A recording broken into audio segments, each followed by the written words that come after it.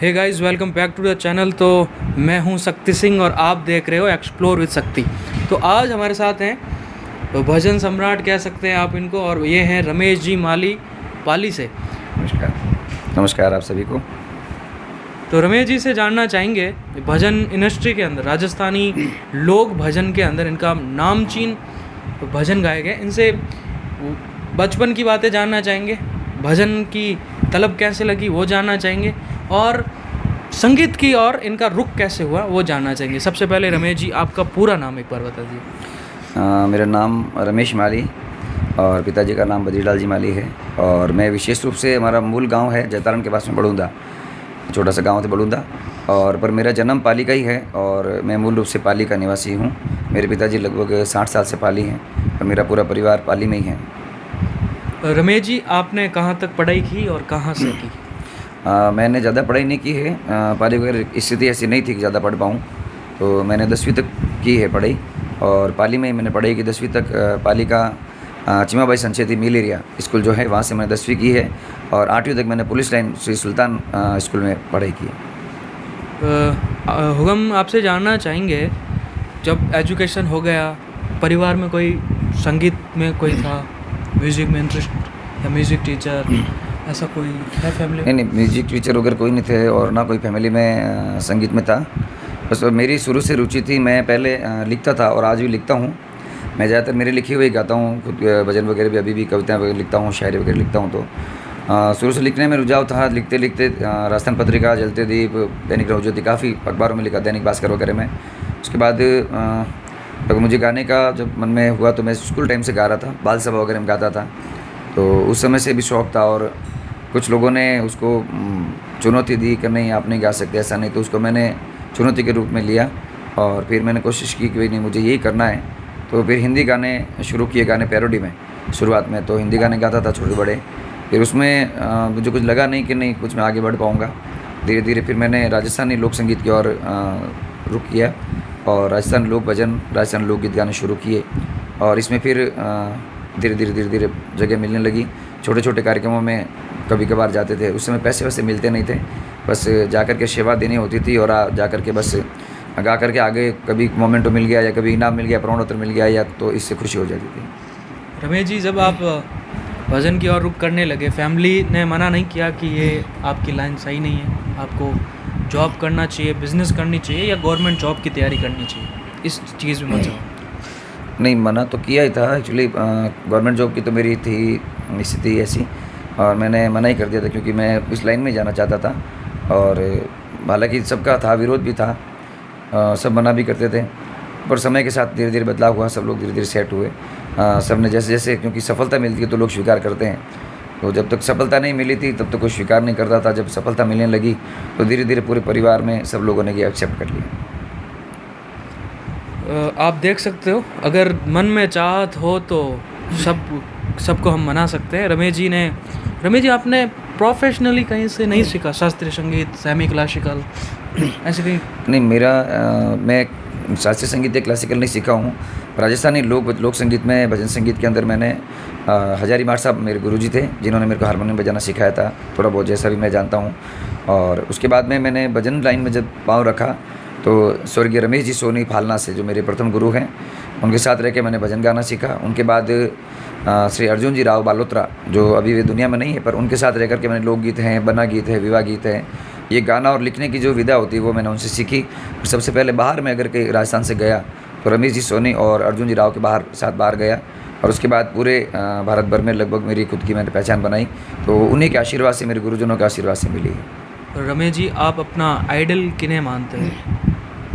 मैं आइडियल तो खैर देखो ऐसा है कि मेरी खुद की पहचान है। मैं अपने ज़्यादातर अपनी खुद की मेरी शैली है, तो मैं वैसे तो नहीं, बाकी मेरे आइडियल मैं उन सबको मानता हूँ जिससे मुझे कुछ भी सीखने को मिले, चाहे भले छोटा हो, बड़ा हो, साधु हो, संसारी हो, गरबारी हो, जो भी हो, जिस व्यक्ति से मुझे कुछ भी सीखने को मिला है वो मेरे लिए मेरा आइडियल है। आपसे कुछ सीखने को मिलता है तो मेरे शक्ति सिंह जी भी मेरे आइडियल है। ये तो आपका बड़प्पन है। कहते हैं कि जो आत्मा, अंतरात्मा से बड़े होते हैं वो अक्सर ऐसी बातें किया करते हैं।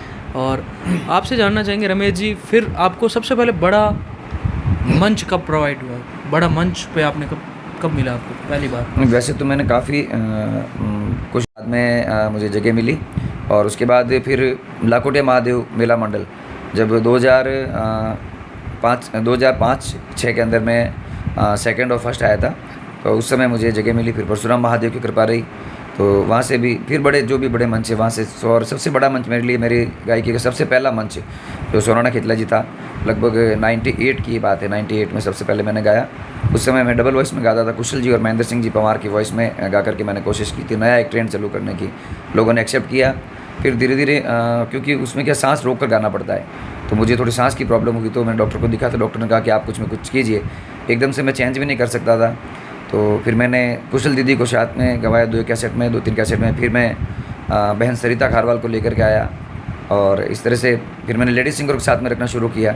तो वो एक चेंजिंग हुआ। फिर धीरे धीरे किसी कलाकार को लाया, किसी को कोई मेरे साथ रहा। फिर मैंने खुद का जो नया गाता रहता हूँ, लिखता रहता हूँ, 1-2 भजन मार्केट में नए साल 2 लिखता रहा, चलते रहे, और ये कारवां यहाँ तक चलता रहा।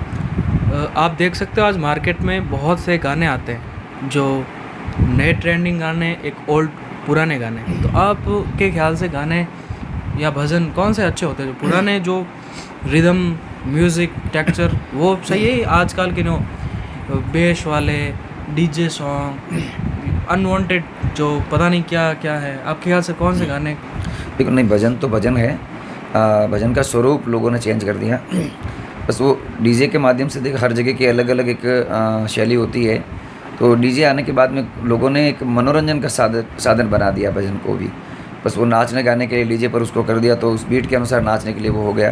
परंतु जो गाने वास्तविक साज पर होते हैं, रिदम पर होते हैं, उनको हम सदाबहार कह सकते हैं। वो आज भी चलते हैं, पहले चलते थे और जाने के बाद भी चलते रहेंगे, वर्षों तक वो सदाबहार रहेंगे। आज भी आप किसी पुरानी कथा को उठा लीजिए, भले नए रूप में गा लिया होगा, पर वो कथा वही चलती है जो पुराने भजन हैं, गुरुवाणी हैं। बस ये ज़रूर है कि अब समय के साथ ऐसा हो गया है, लोगों ने भी इस बात को एक्सेप्ट कर लिया। पहले कैसेट्स थी, फिर सीडियाँ आई, और अब यूट्यूब है। यूट्यूब पर ऐसा हो गया कि जो यूट्यूब पे चलता है वही लोग एक्सेप्ट करते ज़्यादातर। तो जो यूट्यूब पे चल गया, भले वो नया हो पुराना हो, तो हर सिंगर को गाना पड़ता है उसके अनुरूप। फिर भी मैंने एक सिस्टम कर रखा, मैं मर्यादित ही गाता हूँ, और मेरे जो मन में जो अच्छा लगता है मैं उसे गाता हूँ। बाकी मैं स्टेज पे ही मना बोल देता हूँ, मुझे नहीं आता ये गाना, ये नहीं गा सकता मैं। कई गाने ऐसे हैं जो लोगों को पसंद है या मार्केट में चलते हैं, हमारे जो राजस्थान के अच्छे गायक हैं उन लोगों ने गाए हैं, पर मैं शायद मेरी शैली में उनको नहीं गा पाता, इसलिए मैं नहीं गाता हूँ। रमेश जी, किसी ने कहा है कि भजन एक ऐसा माध्यम है कि डायरेक्ट आपका दिल के तार रब से जोड़ देता है, क्या ये बात सत्य है? बिल्कुल सत्य बात है। अगर भजन में शक्ति नहीं होती या भजन में कुछ सत्य नहीं होता, तो आप निश्चिंता से इस बात को सोचिए कि अगर भजन सुनने के लिए कोई व्यक्ति रात भर बैठता है, और उसके बाद में रात भर बैठ कर के वो अपने सारे गम को भूल, जब तक रात भर भजन सुनने में बैठा रहता है, अपने सारे सुख दुख सारी चीज़ों को भूल करके सिर्फ और सिर्फ वो भजन में ध्यान लगा करके बैठ जाता है, भले ही वो किसी रूप में देखे। पर एक ये रहता है कि जब भी घंटे 2 घंटे 4 घंटे 6 घंटे बैठेगा, तो अपना सारा माइंड सब जगह से हटा करके सिर्फ वहाँ भजन के अंदर, संगीत के अंदर लगा रहेगा। तो उसका कहीं ना कहीं से, किसी न किसी रूप से उसकी आत्मा प्रसन्न होती है और परमात्मा से मिलन की ओर बढ़ती है। रमेश जी, आपको दुनिया कैसे याद रखे? दुनिया में देखो, याद रखने के लिए हमारे भजनों में कहते हैं कि दुनिया में या तो गीत या भीत, 2 चीज़ से आदमी याद रहता है। तो मैं, जैसे हमारे पुराने कलाकार हैं जितने भी आज मेरे से पूर्व हुए हैं, उनसे पूर्व हुए हैं, लता जी को ले लीजिए, रफ़ी जी को ले लीजिए, किशोर दा को ले लीजिए, हमारे भजन संगीत में रामनिया जी को ले लीजिए, मोहन जी जाला को ले लीजिए, आप जो पुराने हैं कलाकार चंपा मेथी को ले लीजिए।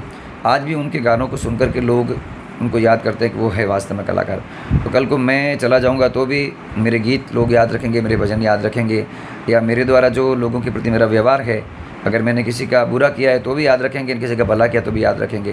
तो बस वो किसी न किसी रूप में मुझे एक अच्छे भजन गायक के रूप में, एक अच्छे दोस्त के रूप में, एक अच्छे भाई के रूप में, और एक अच्छे कलाकार के रूप में याद रखेंगे। ये मुझे विश्वास है, क्योंकि मैंने कोशिश ये की है कि चाहे छोटा हो चाहे बड़ा हो, प्रत्येक व्यक्ति को साथ में लेकर के चलने की मेरी कोशिश रही है। आपकी उम्र के भी मेरे दोस्त हैं, आपके दादाजी की उम्र के हैं, वे भी मेरे मतलब मित्र समान हैं। आपके बाबा जी की उम्र में मैंने 3 पीढ़ी को अपने साथ जोड़ रखा है, और ये तीनों पीढ़ियाँ मुझे सम्मान देती है। उसका कारण यही है क्योंकि दुनिया में सम्मान देने वाले को सम्मान मिलता है, प्रेम देने वाले को प्रेम मिलता है, और दिल दुखाने वाले को, खुद को कभी शांति नहीं मिलती तो वो दूसरों को कभी जोड़ नहीं पाता है। तो कोशिश ये रहती है कि भजन गाते हैं, भगवान ने इंसान बना करके भेजा है, तो इंसान है तो इंसान बन कर के रहें। रमेश जी, आपसे जानना चाहेंगे, जो न्यू सिंगर आ रहे हैं मार्केट में, नए कलाकार आना चाहते हैं, उन्हें प्रॉपर गाइडेंस नहीं है, प्रॉपर नॉलेज नहीं है, अगर आप उन्हें प्रॉपर गाइड करना चाहोगे तो? नहीं, मेरी बस निवेदन यही है, जो भी नए कलाकार आ रहे हैं सब अच्छे हैं, पर सिर्फ यूट्यूब पर देख करके या किसी की लोकप्रियता देख करके मतलब आप अगर सीधा स्टेज पर आना चाहें तो ये गलत है। इसके लिए आप कोशिश कीजिए, पहले सीखें अच्छा से किसी गुरु से, गुरु के पास में अपनी गायकी पर ध्यान दें, बजाने पर ध्यान दें, और साथ में इस जो विद्या है इसको जीवित रखने के लिए शास्त्रीय संगीत से भी जुड़ें, राजस्थानी लोक संगीत से भी जुड़ें, और इस कला को जीवित रखने के लिए आप मन से जुड़ जाएं, दिल से काम करेंगे तो ही आपको सफलता मिलेगी। वरना आप आए हैं, आपकी पहचान तो एक आध दो गीत हो जाएगी।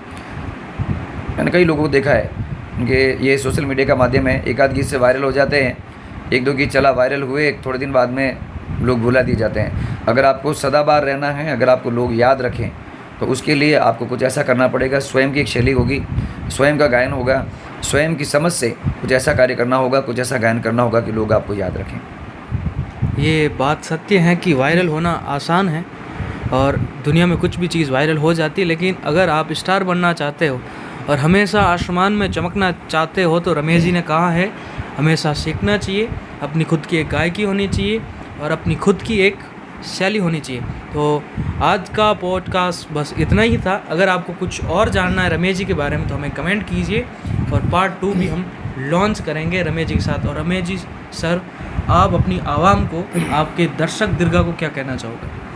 तो सभी को मेरा निवेदन, आप सबका बहुत प्रेम मिला है।